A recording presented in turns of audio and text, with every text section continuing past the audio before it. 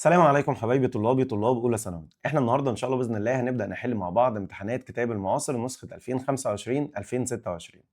تعالى كده افهمك انت محتاج تلم الدنيا الفتره اللي جايه ازاي. انت محتاج تبقى عارف كل ليسون بيتكلم عن ايه، فبالتالي هتلاقي فيديو سامري الجبرا وفيديو سامري تريج وفيديو سامري جيومتري. طبعا الفيديوهات دي مش مجرد سرد للقوانين وخلاص، لا ده هو تفصيل كل درس بيتلم ازاي. يعني قوانينه كذا، بيجي سؤاله بالشكل الفلاني، بنبدأ نتعامل معاه ازاي. فانت مجرد ما تتفرج على الفيديوهات دي انت هتبقى واقف على رجلك كويس جدا ان شاء الله باذن الله في المنهج بتاعك. وبعد كده هتبدأ تشغل الفيديو بتاع الامتحانات ده. يبقى انت مش هتحل معايا الامتحان ده غير لما انت تكون اتفرجت على فيديو سامري الالجبرا والتريج والجيومتري. طيب دلوقتي الطلبه بالنسبه لي بتبقى متقسمه انواع. اول نوع اللي هو النوع المجتهد اللي كان بيذاكر اول باول، اللي كان لامم الدنيا. النوع ده حضرتك دلوقتي هتوقف الفيديو تحل الامتحان كله على بعضه، بعد كده تبدا تشوف انا حليت ازاي. طيب ليه؟ علشان خاطر تبدا تتعلم لو في سؤال انت فكرت فيه بشكل صعب، ابدا انا اقول لك لا ده انت ممكن هنا تعمل الحاجه الفلانيه دي بطريقه اسهل ليك. طيب ده كده اول نوع. النوع الثاني اللي ماشي على سطر وسايب سطر، لامم دروس ومش لامم دروس. طيب انت برضو بتحاول، بس بتحاول معايا سؤال بسؤال. يعني بتبدا تشغل الفيديو هتلاقي السؤال الاول ظهر لك، هتبدا تشوف هو السؤال ده انت بتعرف تحله ولا لا، انت بتعرف تحله ولا لا. لو انت بتعرف تحله حله. طيب وبعد كده هتبدا تشوف انا فكرت ازاي في حل السؤال ده. طب النوع الثالث اللي على الله حكايته على الاخر، نوع ما يعرفش غير ان الماس ده الجبرا وجيومتري وتريك، ده لو كان يعرف. طيب بالتالي انت خلاص عرفت ان احنا الجبرا وجيومتري وتريك، ما انت اتفرجت على فيديو السمري، ما انت هتروح دلوقتي توقف الفيديو ده وتجيب الثلاثه السمري تتفرج عليهم. طيب انت دلوقتي لسه مش واقف على رجلك 100%، احنا قلنا بنحط الاساس بقى بفيديوهات السمري دي. طيب يبقى انت دلوقتي هتتفرج عليا وانا بحل لمده 3 4 امتحانات. يبقى 3 4 امتحانات انت بتشوف كل سؤال بيتحل ازاي، وتبدا كده ايه تجمع، بس طبعا بعيد عن الموبايل وبعيد عن كل حاجه، يعني انت قاعد مركز معايا. تمام. بعد الامتحان الرابع هتبدا انت تحل لوحدك زيك زي النوع الثاني وزي النوع الايه، زي النوع الاول. اتمنى انك تعمل كده، واتمنى ان الموضوع يبقى واضح انت مطلوب منك ايه. طيب يا مستر انا محتاج عدد اكبر من الامتحانات، هتلاقي موجود في الديسكربشن هنا، هتلاقي موجود تشانل واتساب منزل لك كل حاجه اقدر اساعدك بيها خلال فتره المراجعه دي. يعني هتلاقي امتحانات من سنه 2023 وامتحانات 2024 وامتحانات 2025، وادي اهو امتحانات 26.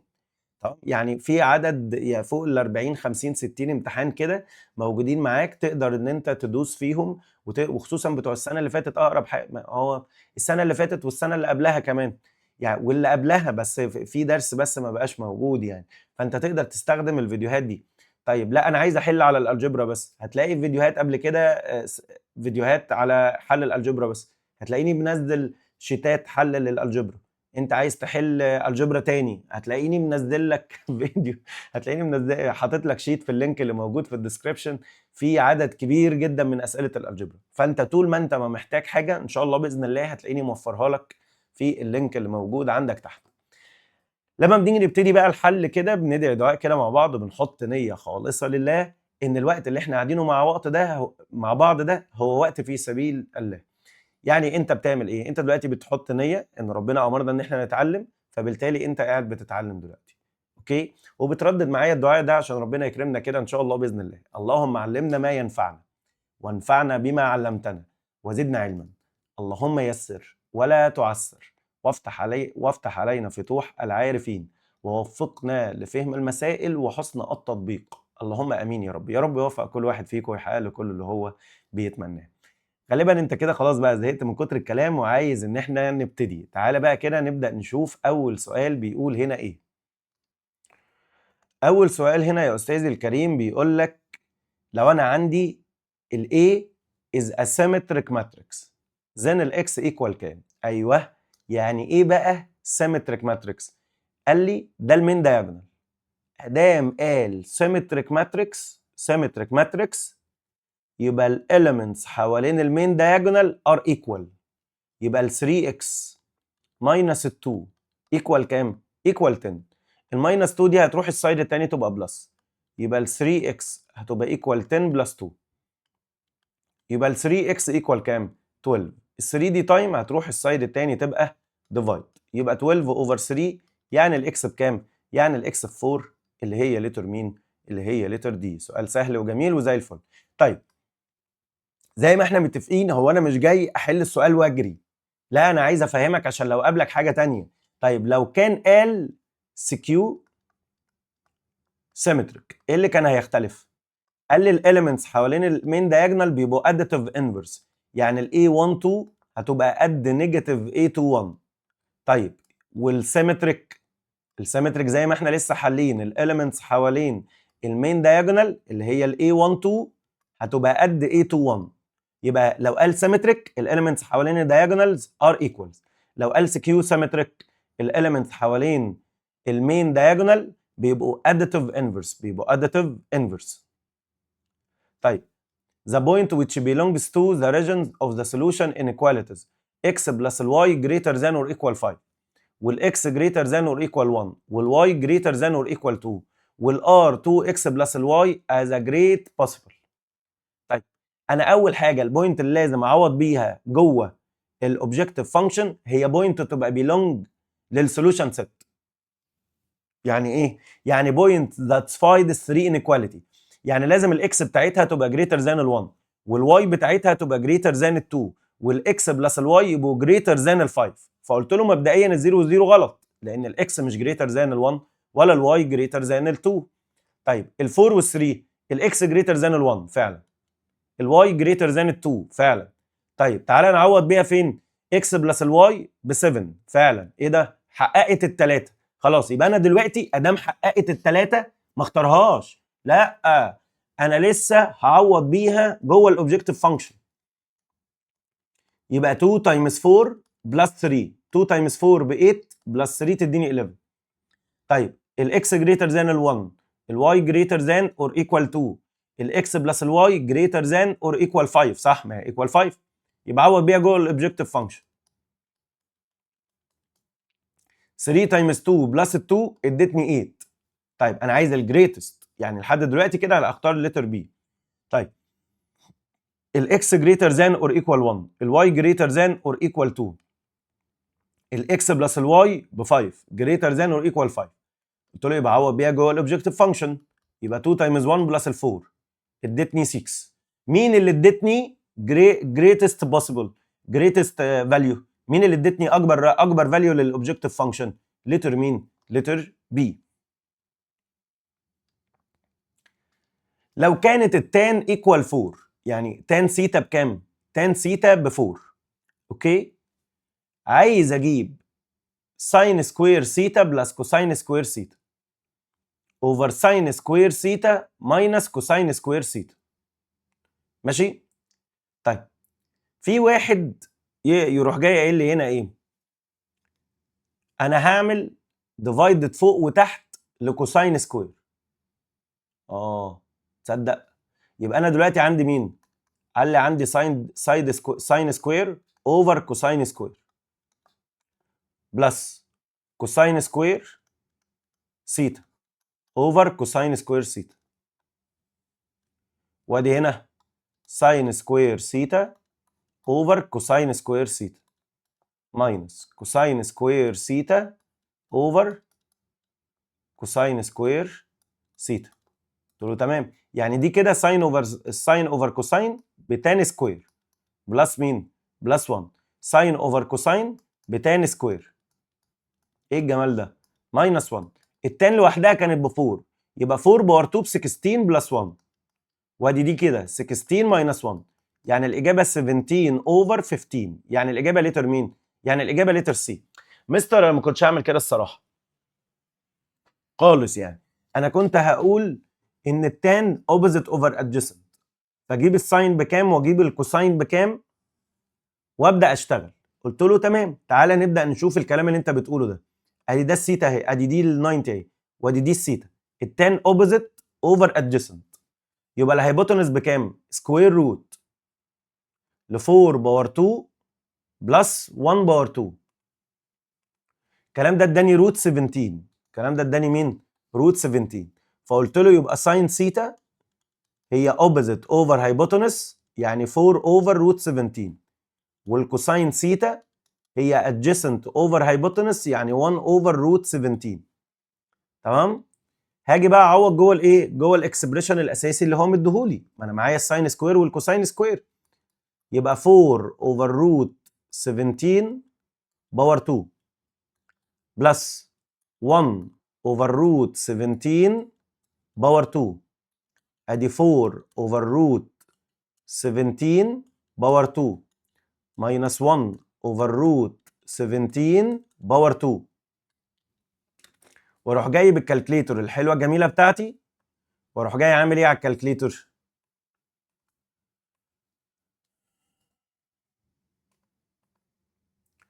اروح جاي عامل فراكشن كده على الكالكليتور، وادي فراكشن فوق تاني، رحت كاتب 4 over root 17 all باور 2 بلس 1 over root 17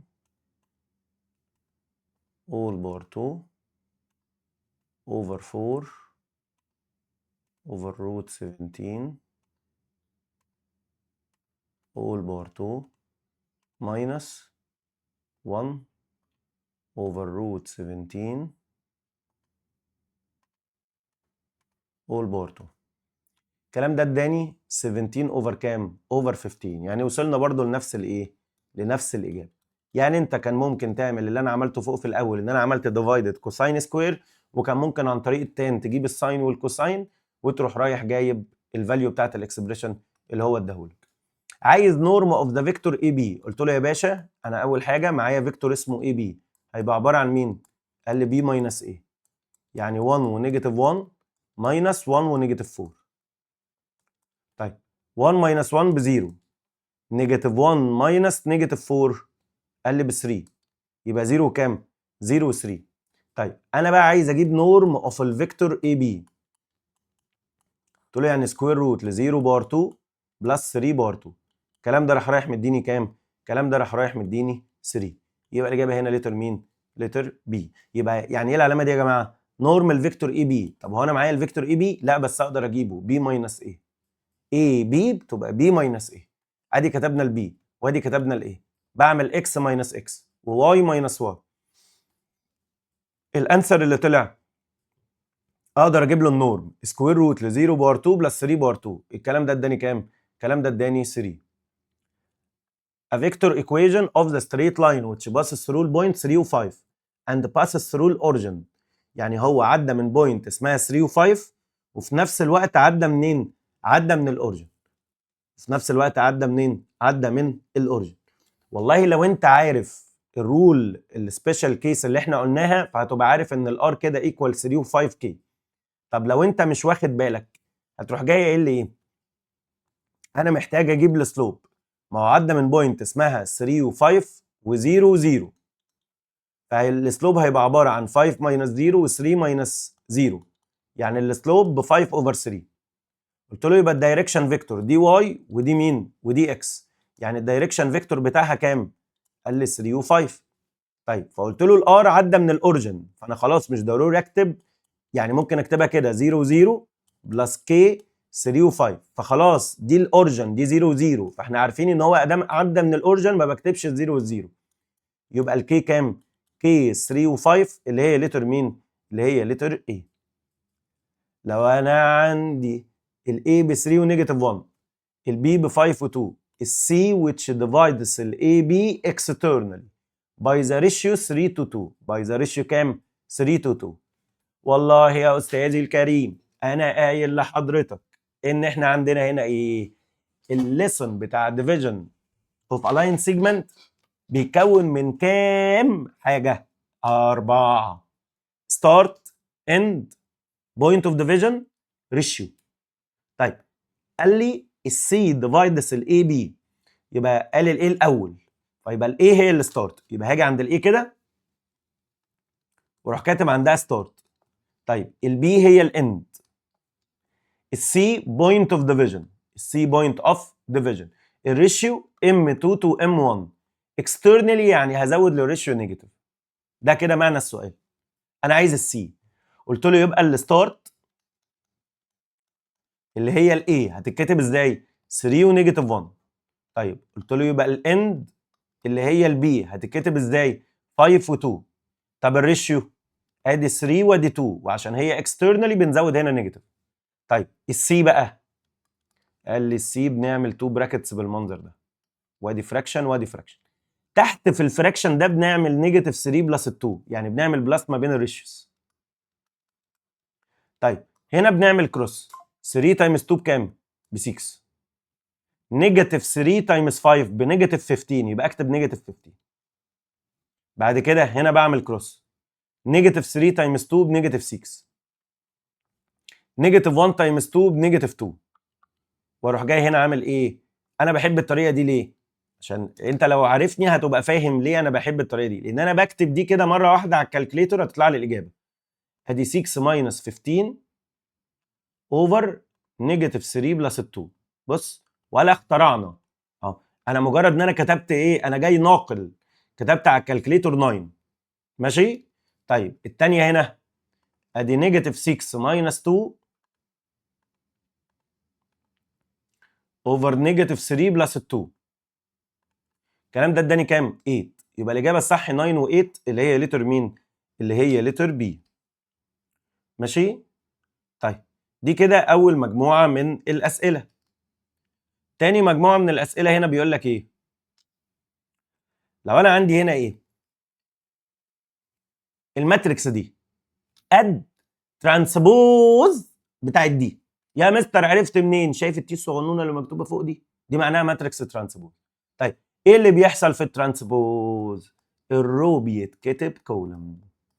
يعني هنا ده رو اكتبه كولوم، ده رو اكتبه كولوم. طيب ادي الفور هنا وادي الفور هنا، ادي الاكس هنا وادي ال2 هنا، يبقى الاكس ايكوال 2، وادي الواي ايكوال كام؟ الواي ايكوال 3.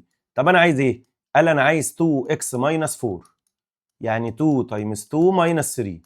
يعني الاجابه كام؟ الاجابه 1 اللي هي لتر مين؟ اللي هي لتر سي. والله العظيم الماس بتاع الترم ده جميل جدا جدا جدا. بص يعني ثق فيا شويه، اقعد حل امتحانات هتلاقي الدنيا ملمومه معاك بشكل مش طبيعي. تمام؟ بس مش هقعد تحل امتحانات دي اللي هو انا حليت 2، ما تخلصهم يا حبيبي. طيب دي كده اسمها ايه؟ قال لي استنى، ده انا كنت رايح في دماغي ان هي اسمها ايه دي؟ تراينجلر ديترمينانت، يعني في فوق المين دايجونال 3 زيروز. لا، ده هما الاثنين دول بس اللي زيروز. قال لي خلاص، طب وايه المشكله؟ ما انا هفك الديترمينانت عادي، دي بوزيتيف دي نيجاتيف دي بوزيتيف، دي ودي مش هستخدمهم اساسا، انا هفك بال1 بس. يبقى ال1 تايمز، رحت رايح اعمل ايه؟ شايل الرو بتاعها والكولم بتاعها. يتبقى لك كام رقم يا معلم؟ 4. ادي 3x وادي 5 وادي 1 وادي 2.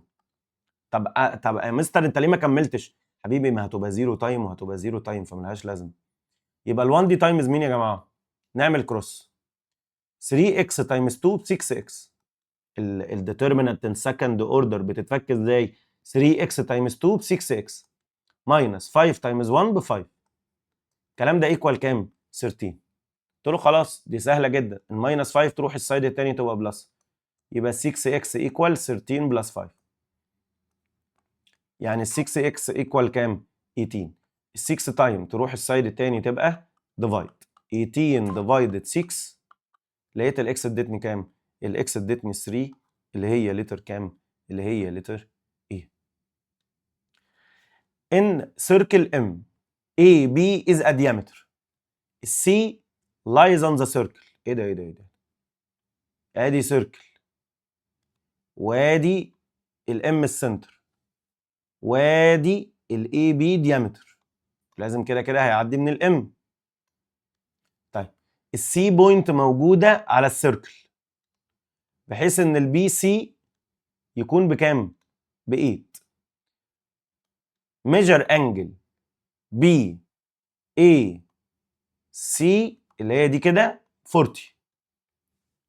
عايزين نجيب اللينس بتاع مين؟ اللينس بتاع الراديوس. ايه يا مستر اللي جاب السؤال ده هنا؟ هو السؤال ده ايه في المنهج بتاعنا بالظبط؟ السؤال ده تريج، ده سولفنج رايت انجل تراينجل. ايه ده ايه ده ايه ده ايه ده؟ ليه؟ قلت له اول حاجه الاي بي ده ديامتر، وادي السي موجوده على السيركل، يبقى السي inscribed angle drawn in the semicircle. ماشي؟ معايا الانجل A ب 40 في رايت انجل تراينجل، يبقى اول حاجه كده قلت له ايه؟ in triangle ABC since measure angle C equal 90 inscribed drawn in the semicircle. انا عايز اجيب الديامتر، عشان اعرف اجيب الراديوس، فقلت له تمام. يبقى انا opposite over hypotenuse، يبقى انا هستخدم ساين 40، تبقى 8 over AB. 8 over مين؟ AB. يبقى ال 8 over AB ده ساين 40. ساين 40 دي يعني over 1. نعمل كروس مالتيبليكيشن، يبقى ال AB عباره عن 8 تايمز 1 over ساين مين؟ over ساين 40. ماشي؟ تعالى بقى كده، ادي 8 over ساين 40.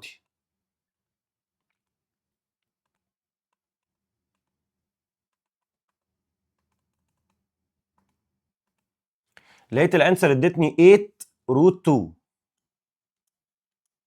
طيب مين اللي ب 8 روت 2؟ قال لي ده الديامتر، قلت له يبقى الراديوس 4 روت 2. طيب مين من دول ب 4 روت 2؟ قال لي انا هكتب 4 روت 2 كده على الكالكليتر، لقيتها طلعت 5.6. 5 بوينت كام؟ 5.6. تعالوا كده تاني، انا هنا بي اي سي ب 40. ماشي؟ وكان البي سي ب 8، وكان البي سي بكام؟ ب 8. وانا عايز اجيب اللينس اوف ذا راديوس، عايز اجيب اللينس اوف مين؟ اوف ذا راديوس.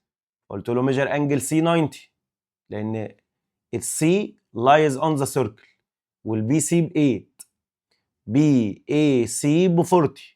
طيب انا معايا اوبوزيت اللي هو البي سي، وعايز هايبوتنس اللي هو الاي بي، يبقى ساين 40 عباره عن اوبوزيت اوفر هايبوتنس.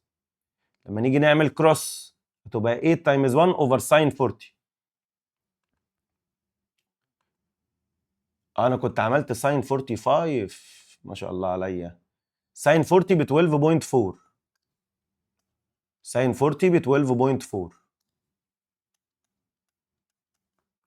يعني 8 اوفر ساين 40 12.4، يبقى راديوس 12.4 اوفر 2 تديني 6.2 سنتيمتر، اللي هي لتر مين؟ اللي هي لتر بي. area of a regular hexagon its side length ب 10. قلت له يا باشا انا عندي قانون للاريا، ان اوفر 4 اي ريجولار بوليجون في الدنيا، ان اوفر 4 تايمز اكس باور 2 تايمز كوتان 180 اوفر ان. قلت له مبدئيا الان عدد السايدز، هيكساجون ده عنده 6 سايدز، الاكس السايد لينس، فقلت له هنا ان اوفر 4 يعني 6 اوفر 4.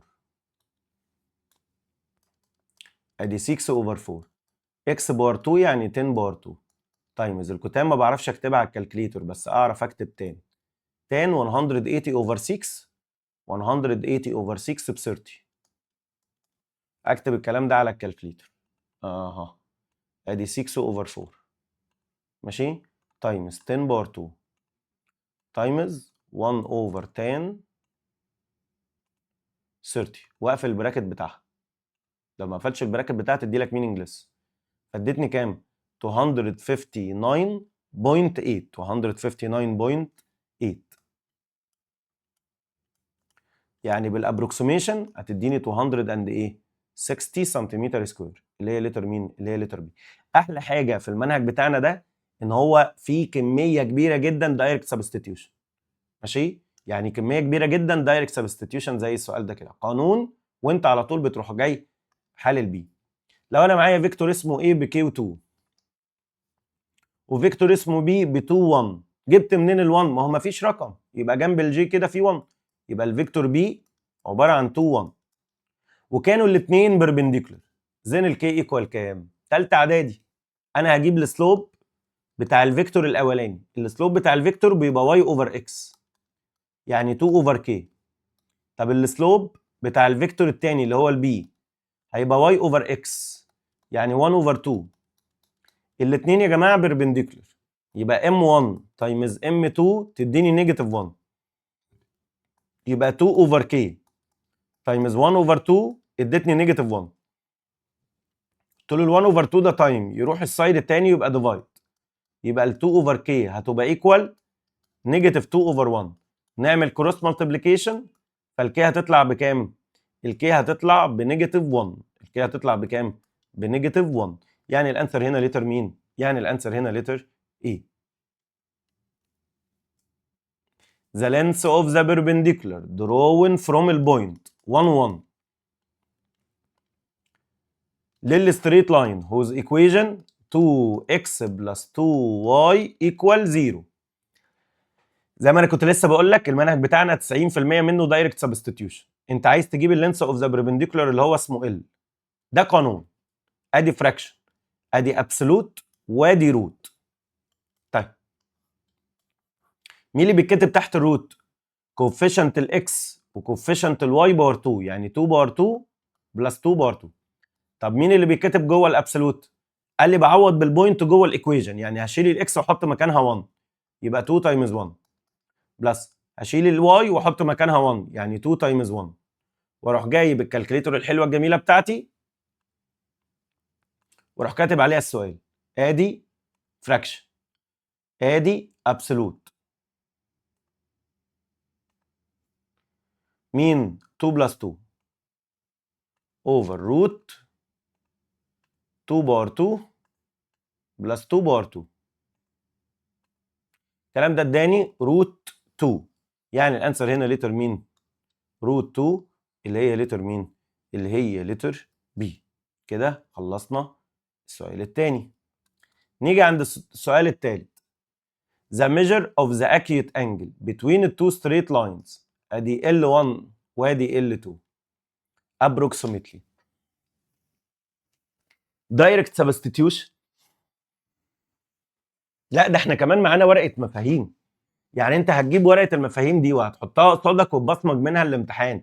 بس الكارثه ان انت بتبقى واصل لمرحله انك مش عارف هي دي فين في ورقه المفاهيم. دي الكارثه. اما انت 90% فعلا من المنهج يتبصمج كده على طول. ده قانون. القانون عباره عن مين؟ M1 ابسولوت في الابسولوت في الاول، M1 بلس M2 اوفر 1 ماينس M1 تايمز M2. يعني انت حتى مش هتخترع، انت مش هيجي في وقت وتروح جاي وتقول انا هخترع هنا. يعني حتى في اوقات وانا بشرح هتلاقيني بقول لك ايه، احنا محتاجين نعمل سيناريو لحل السؤال. المنهج ده ما فيهوش الكلام ده. يعني 90% من الوقت مش هيبقى عندنا سيناريو لحل السؤال، انت على طول بتروح رايح حالل. يبقى انا القانون بقى هنا كده تاني كده، ادي ابسولوت وادي فراكشن M1 ماينس M2، انا قلتها من شويه بلس، وادي 1 بلس M1 تايمز M2، يبقى M1 ماينس M2 اوفر 1 بلس M1 تايمز M2. يبقى انا كده محتاج عشان اجيب التان سيتا دي، وخد بالك هو عايز الاكيوت انجل فانت هتعمل شيفت تان على طول. لو كان عايز الاوبتيوس كنت هعمل 180 ماينس شيفت تان. فانا محتاج السلوب الاول ومحتاج السلوب الثاني. قلت له السلوب الاول الموضوع سهل قوي، ده الاي وده البي، فده كوفيشنت الاكس وده كوفيشنت الواي، فقانون السلوب نيجاتيف كوفيشنت اوف الاكس اوفر كوفيشنت اوف الواي، فتبقى نيجاتيف 1 اوفر 3. طيب السلوب الثاني قال لي ده فيكتور 4، فده الدايركشن، فده اكس وده واي، فالسلوب بتاعه بيبقى واي اوفر اكس، يعني نيجاتيف 3 اوفر 1. الله، دي نيجاتيف 1 اوفر 3 ودي نيجاتيف 3 اوفر 1، ماشي مفيش مشكله خالص. ادي الابسولوت وادي الفراكشن، ادي نيجاتيف 1 اوفر 3 ماينس نيجاتيف 3 يعني بلس 3 اوفر 1 بلس نيجاتيف 1 اوفر 3 تايمز 3 تايمز نيجاتيف 3. اروح جايب الكالكليتر واروح عامل عليها ادي شيفت ابسولوت اهي فراكشن، ادي فراكشن نيجاتيف 1 اوفر 3 بلس 3 اوفر 1 بلس نيجاتيف 1 اوفر 3 تايمز نيجاتيف 3. الانسر اداني 4 اوفر 3. مين اللي 4 اوفر 3 دي؟ تان سيتا. قلت له يعني السيتا عباره عن شيفت تان 4 over 3. ادي شيفت tan 4 over 3. الانسر اداني 53.1 approximately، يبقى 53 degree اللي هي لتر مين؟ اللي هي لتر ايه. بيقول لي لو كان نورمال A 4، قلت له جميله، ده حلوه ده. نورمال A ب 4 ماشي، والانجل اللي عاملها الاي بكام؟ ب 45. الله، ده مدهاني بولار فورم. بص يا جماعه،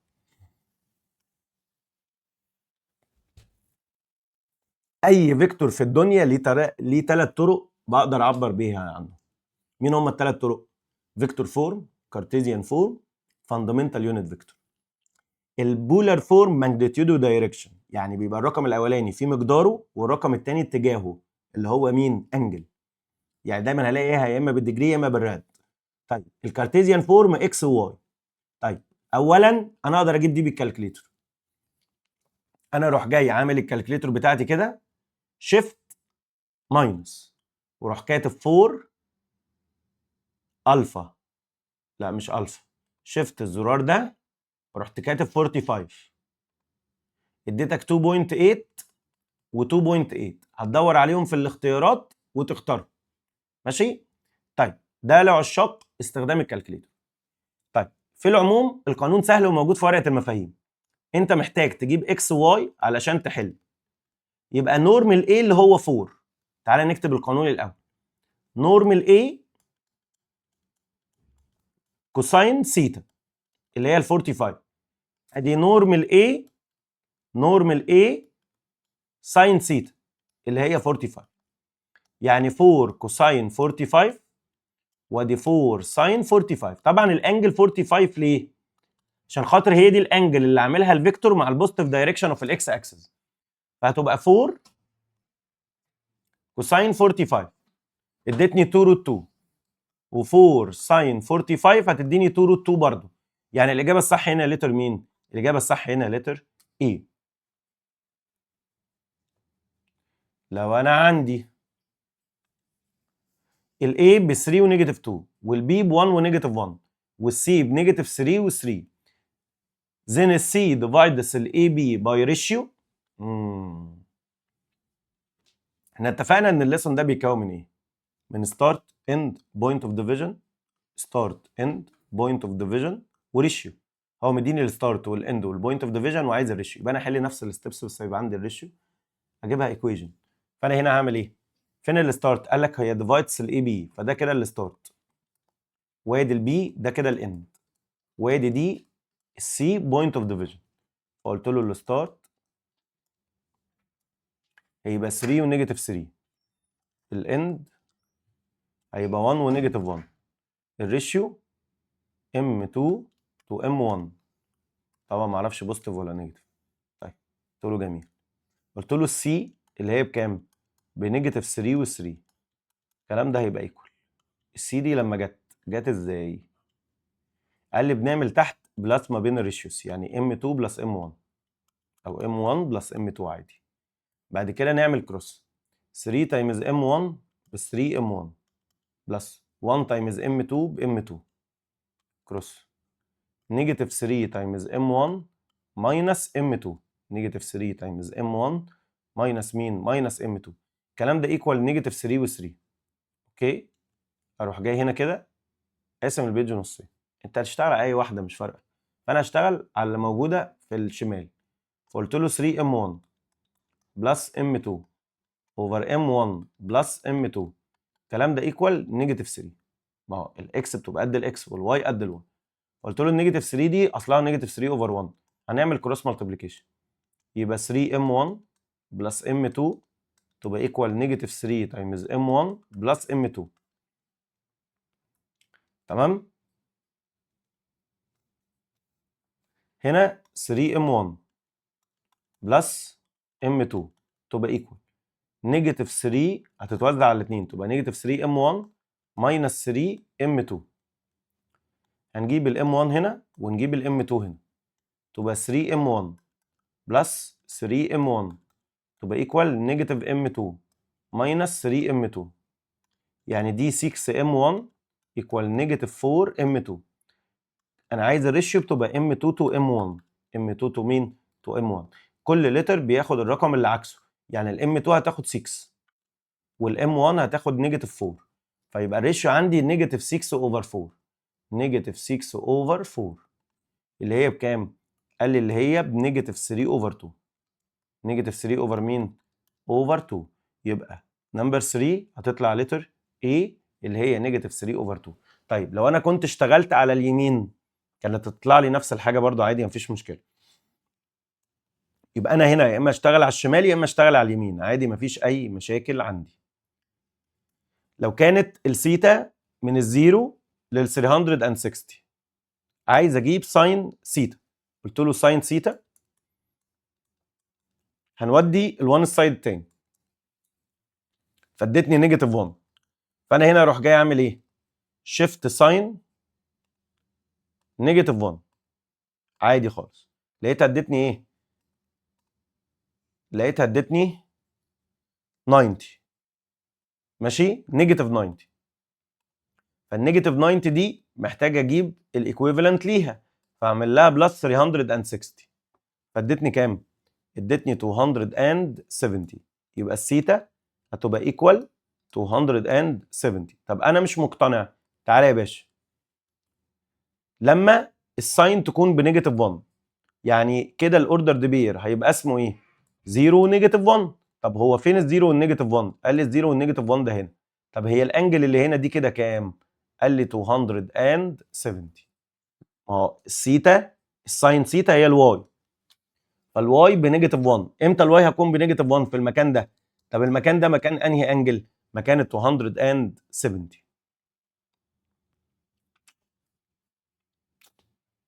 والله العظيم يعني الامتحان ده امتحان متوازن، ولا هو صعب ولا هو خارق. ما هو صعب، هو خارق، ولا هو خارق ولا هو اهبل. هو امتحان لواحد عارف المنهج. يعني انت عارف المنهج فيه 1 2 3 بس تعرف تحله وتقفله كمان. احنا نعمل ماينس ما بين الاثنين دول. ما هو دول تو ماتريسيز، بعمل الكورسبوندنج اليمنتس ماينس بعض، يبقى كي ماينس 3. وهنا هتبقى 4 ماينس مين؟ ماينس ام. الكلام ده ايكوال كام؟ الكلام ده ايكوال 1 و 3. اللي فوق قد بعض يبقى الكي ماينس 3 ب 1. اللي تحت قد بعض يعني 4 ماينس ام ب 3. هنجيب الماينس 3 السايد ده يبقى الكي هتبقى بكام؟ ب 4. هنجيب الام السايد ده وال3 السايد ده يبقى الام ايكوال 4 ماينس 3 اللي هي بكام؟ ب 1. طب هو الباشا ده عايز مين؟ عايز كي بلس ام، يعني عايز 4 بلس 1. فالكلام ده اداني كام؟ الكلام ده اداني 5 اللي هي لتر مين؟ اللي هي لتر سي. The area of the circular sector لو كان الميجر بتاع الانجل 2.2 وكان الريديوس ب 6. يا لهوي، دايركت سبستيتيوشن بشكل بشع. طالب غلبان ايه ده؟ انت غلبان فعلا عشان انت مضيع من ايدك فرصه ان انت تجيب تقفل وتجيب درجه جامده. يعني انت هتفتح ورقه المفاهيم هتلاقي في شكل مكتوب عنده سيركلر سيكتور، هتلاقي القانون بيقول لك ان الاريا عباره عن هاف سيتا راد تايمز ار باور 2. السيتا راد ادي هاف تايمز 2.2 تايمز 6 باور 2. تمام؟ ادي هاف تايمز 2.2 تايمز 6 باور 2. لقيت الكلام ده اداني كام؟ 39.6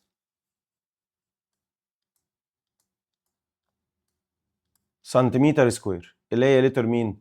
اللي هي لتر دي. طيب نمبر الاكسرسايز نمبر 4. لو كانت الاي از ايه بتقول ايه؟ سكيور سيمتريك. يبقى الاي قد نيجاتيف الاي ترانسبوز. الاي بتبقى قد نيجاتيف الاي ترانسبوز. يبقى الصم ما بين A بلس A ترانسبوز هيكون بكام؟ قال لي ما الايه بنيجاتيف A ترانسبوز. الصم بتاعهم بكام؟ بزيرو. طب انهي زيرو فيهم؟ الزيرو ماتريكس. ما هو دي ماتريكس ودي ماتريكس، يبقى الانسر بتاعهم هيبقى مين؟ هيبقى زيرو ماتريكس. طب مين فيهم مين من دول بتعبر عن الزيرو ماتريكس؟ قال لي لتر سي اسمها او. احنا هنسيبها كده ونكتب زيرو، نختار زيرو عادي كده؟ لا، دي ماتريكس، فتبقى الزيرو ماتريكس اللي هي مين؟ اللي هي الاو. لو كانت الاي بي 2 ماتريسيز، تمام، وكان الاي بي بنيجاتيف 1 و5 و3 و2، عايز يجيب بي ترانسبوز تايمز اي ترانسبوز. قلت له البي ترانسبوز تايمز اي ترانسبوز دي، انا لو خدت منه الترانسبوز كومن هيبقى الاي بي اول ترانسبوز. طيب ما انا اقدر اجيب الاي بي اول ترانسبوز، يعني ترانسبوز المنظر اللي قصادي ده، فالرو يتكتب كولوم اهو، بس كده خلاص. اللي هي لتر مين؟ اللي هي لتر سي برضو. لا تاني يا مستر ما فهمتش حاجه. بص يا باشا، انت عندك هنا بي ترانسبوز اي ترانسبوز، عشان تاخد الترانسبوز من على الاثنين فهتبدل ما بين التو لترز، هتبقى اي بي اول ترانسبوز. طب ما انت معاك الاي بي بكام؟ بنيجاتيف 1 و5 و3 و2، الترانسبوز بتاعهم ادي رو يتكتب كولوم، ادي رو يتكتب كولوم، يبقى الاجابه لتر مين؟ الاجابه لتر سي. لو كانت الاي 4 1 و7 و2 وكانت الاي انفرس، الاي انفرس ياه ب 2 اكس ونيجاتيف 7 واي، هات اكس ماينس 1. قلت له يا باشا يبقى انت هتجيب الاي انفرس وتساويها دي، هتجيب الاكس والواي.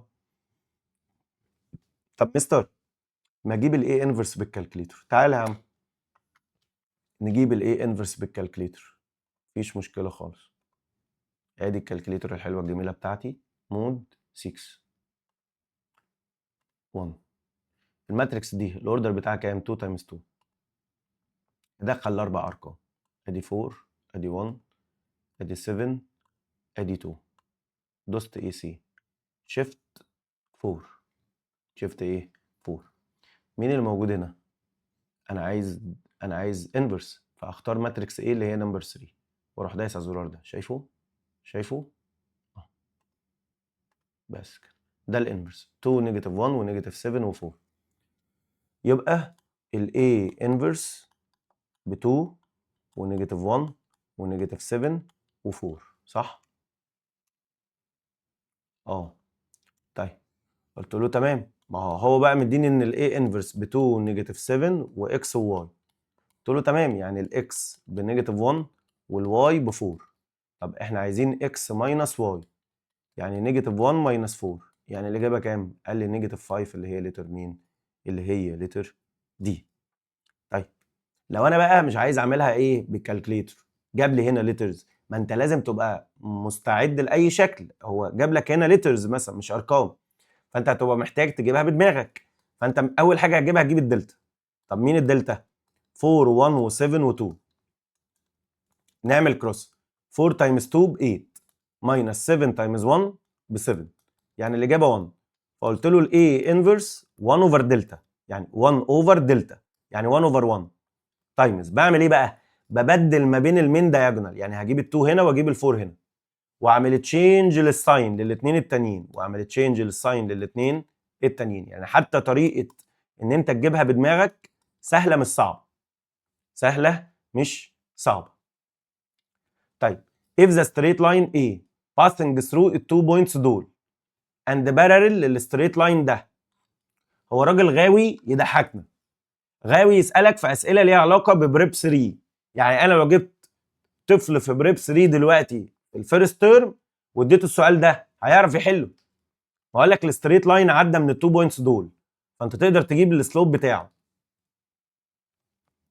0 ماينس 2 y1 ماينس y2 اوفر x1 ماينس x2، ادتني 2 اوفر 3. هجيب دول السايد الثاني، يا اما انا عارف، لو انت عارف ان السلوب بيبقى كوفيشنت الاكس لو الفورم بتاعها واي ايكوال. طب لو انت مش واخد بالك دخل لي الواي جوه، تبقى ax ماينس y ماينس 3 ايكوال 0. ده كوفيشنت الاكس، ده كوفيشنت الواي، فالسلوب بيبقى نيجاتيف كوفيشنت الاكس اوفر كوفيشنت الواي، فالسلوب هنا هيبقى مين؟ هيبقى ايه؟ فقلت له ادام الستريت لاين الاولاني بارل للستريت لاين الثاني، يبقى السلوب الاولاني قد السلوب الثاني، يعني الاي ب 2 اوفر 3. يعني الاجابه هنا لتر مين؟ لتر بي.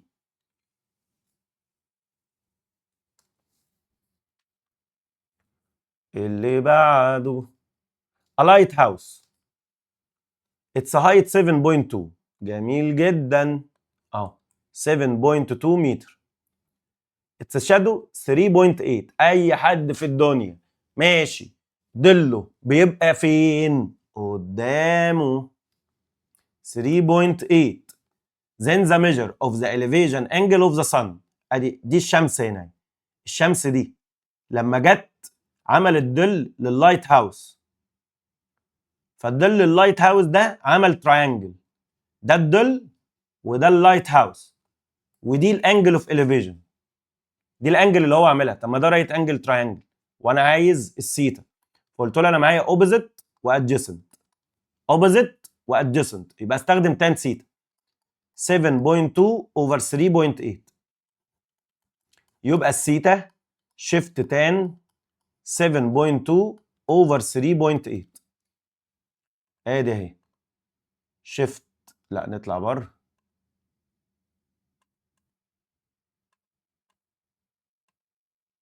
شيفت تان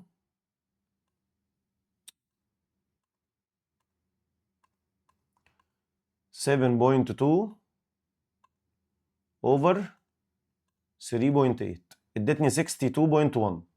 اعملها ديجري ومينت وسكند، فادتني 62 ديجري 11 مينت، اللي هي لتر مين؟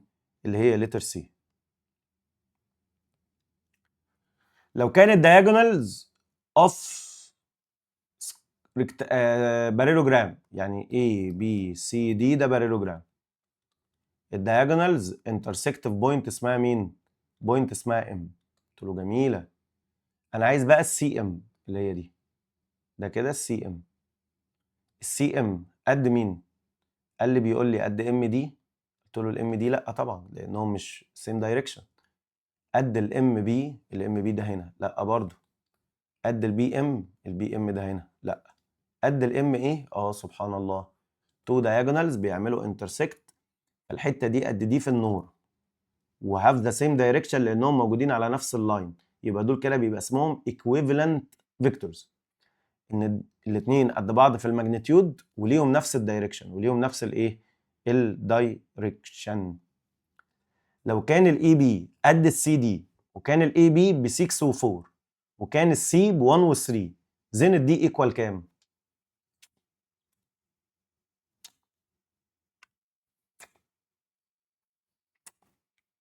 يا روقانك، ده انت حتى الاوبريشنز فيكتورز والكلام ده كله كنت جايبه سهل.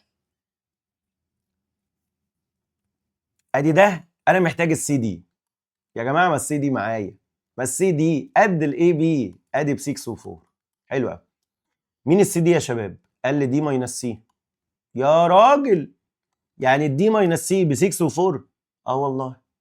هنودي الماينس سي السايد التاني، يبقى الدي عباره عن 6 و4 بلس سي اللي هي بكام؟ ب 1 و3. اكس بلس الاكس 7، واي بلس الواي 7، يبقى الدي بمين؟ ب 7 و7 اللي هي لتر مين؟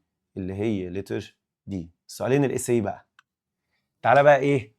افهمني. ايه ده؟ يا مستر x بلس 3y smaller than ال 9. ماشي. x minus 2y smaller than ال 4. ماشي. من الزيرو لل 3 الاكس. ماشي. عايزين نرسمه. ماشي. قال لي اول واحده سهله، ان الاكس سمولر ذان اور ايكوال 0 لحد ال 3، دي اسهل واحده. بس خد بالك بقى من الايه؟ من الداشد والسوليد. طول ما في دي كده هتبقى داشد. يعني ايه داشد؟ هنعملها بوينتس كده عشان ما فيش ايكوال، ودي نفس الكلام. دي هنعملها سوليد عادي، ودي هنعملها نفس الكلام.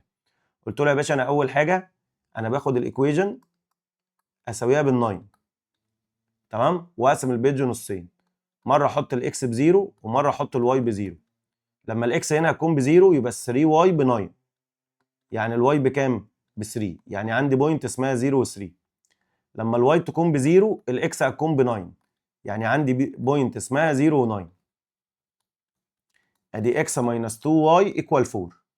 نقسم البيج نصين، يبقى الاكس بزيرو، تبقى النيجاتيف 2y ب 4، يعني الواي بنيجاتيف 2. يعني عندي بوينت اسمها 0 ونيجاتيف 2. لما الواي تكون بزيرو فالاكس هتديني 4، يعني عندي بوينت اسمها 0 و4. احنا بنعمل ايه هنا يا جماعه؟ عندي بوينت اسمها 4 و0. احنا بنعمل ايه هنا يا جماعه؟ قال لك احنا بص، انا هنا عشان ارسم كل واحده من دول بجيب بوينت اوف انترسكشن وفي الاكس اكسس وبوينت اوف انترسكشن وفي الواي اكسس، دي كمان 9 و0. ماشي؟ فانا هنا عايز ارسم اول واحد، قلت له اول بوينت عندي 0 و3 اهي، وتاني بوينت عندي 9 وايه؟ 9 و0. طبعا انا هرسمها بايدي، فعشان كده المنظر هيطلع مش احسن حاجه. طيب اول حاجه كده اللاين ده المفروض يبقى ايه؟ يبقى داشد. ليه؟ علشان خاطر مفيش هنا ايكوال. طيب تاني بوينت 0 ونيجاتيف 2، وبعد كده 4 و0، وداشد برضو عشان خاطر ايه؟ عشان خاطر مفيش ايكوال. بعد كده اكس انكلودنج ما بين ال0 وال3، اكس بس، يبقى ادي الزيرو اهي، ده كده بيتكلم على الواي اكسس، ده سوليد عشان فيه ايكوال. طيب ادي ال3 اهي. طيب فين الجزء اللي هعمل له سوليد؟ فين الجزء اللي هلونه؟ قال لي اهو.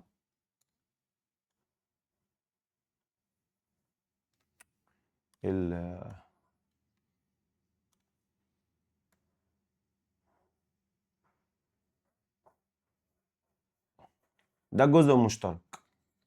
بص حتى لو انت خدت بالك من الايه، من موضوع التشيك بالزيرو، ده اول بوينت، ده اول ستريت لاين.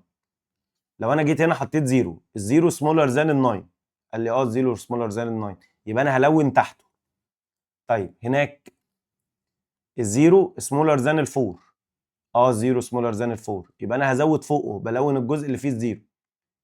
هنا الزيرو موجود ما بين الزيرو وال3، يعني انا عايز الارقام اللي اكبر من الزيرو واصغر من ال3، يبقى هلون هنا. فده كده الجزء الايه المشترك ما بينهم، ده كده الجزء المشترك ما بينهم، ودي الرسمه بتاعتي. طيب هنا بقى لو انا عندي 3m بلس 5ab قد 3cb ماينس 2ba، انا عايز اثبت ان الام بسي ايه. قلت له يبقى انا اول حاجه محتاج اعملها، محتاج اخلي ال لوحدها، الام لوحدها. انا هودي دي كده السايد التاني. قلت له تمام، يبقى انا عندي 3m هتبقى ايكوال 3cb ماينس 2ba بلس 5ab بلس 5 مين؟ ab ماينس 5ab، لا ماينس ماينس 5ab. تمام؟ طيب قلت له مبدئيا انا عايز اخلي المساله كلها يبقى فيها 3، فانا اغير دي كده واخليها بلس مع البي اي قد نيجاتيف الاي بي، فالنيجاتيف ونيجاتيف هتخليها بوزيتيف، يبقى 2 اي بي ماينس 5 اي بي. قلت له جميل، يبقى 3 سي بي ماينس 3 اي بي. طب انا لا، ده انا محتاج اخليها بي اي، فابدل ما بينهم واخليها بوزيتيف، يبقى 3 سي بي بلس بي اي، 3 بي اي. الكلام ده ايكوال مين؟ 3 ام. ناخد ال 3 كومن، يبقى ال 3 ام هتبقى ايكوال 3 سي بي بلس بي اي. ال 3 هتطير مع ال 3، يبقى الام ايكوال اللي انتهيت بيه ابتديت بيه، السي بي بلس البي اي بمين؟ بسي اي. تاني بقى من الاول خالص. انا هنا عندي ايه؟ عندي ام 3 ام، فانا عايز اثبت ان الام بسي اي، فلازم اوديهم كلهم في نفس السايد، فوديت دي السايد التاني بقت ماينس 5 اي بي. ماشي؟ لو انا كنت من الاول خليت دي ادي 3 ام ادي 3 سي بي، لو انا خدت بالي من الاول ان النهايه هنا بي، فانا عايز البدايه بتاعت اللي بعده تبقى بي، فرحت جاي هنا عامل 2 بي اي بلس BA 3 بلس 5 BA، يعني بدلت ما بينهم وعملت تشينج للساين، هتبقى هنا مين؟ 3CB بلس 3BA، ودي 3M، فال3 هتطير مع ال3 هتطير مع ال3، يبقى الام هتبقى عباره عن مين؟ CB بلس الBA اللي انتهيت بيه ابتديت بيه بيشطبوا بعض، يتبقى لي CA. يبقى الاجابه هنا مين؟ ان الام ايكوال CA، ودي ايه؟ ابسط، بس عشان هنا انا كنت بقى ايه ماشي معاك واحده واحده وبحاول اوصل لك الموضوع بشكل يبقى ايه اسهل. ماشي؟ انا كده خلصت الامتحان الاول. اتمنى انك تبقى وصلت للمرحله دي من الفيديو، علشان ان شاء الله باذن الله تبقى استفدت. تمام؟ اتمنى بقى انك تدعي لي كده ان ربنا يقدرني واعرف انزل لك اكبر عدد ممكن من الامتحانات. انا ان شاء الله باذن الله بنزل كل سنه، فاتمنى بقى ان العدد ده احاول ان هو يبقى اكتر وان الحاجه تبقى اكتر. انت عندك امتحانات موجوده بتاعت السنه اللي فاتت نفس منهجك بالظبط، يعني انا كان ممكن اساسا يعني ايه اقول لك الامتحانات اهي موجوده. تمام؟ فانت تستخدم الامتحانات دي مع الامتحانات الجديده علشان تحل اكبر قدر ممكن من الامتحانات. خليك دايما فاكر ان طول ما انت مع مستر محمد مجد هتفهم ماس بجد. اشوفكم على خير ان شاء الله باذن الله في فيديو جديد، وشكرا.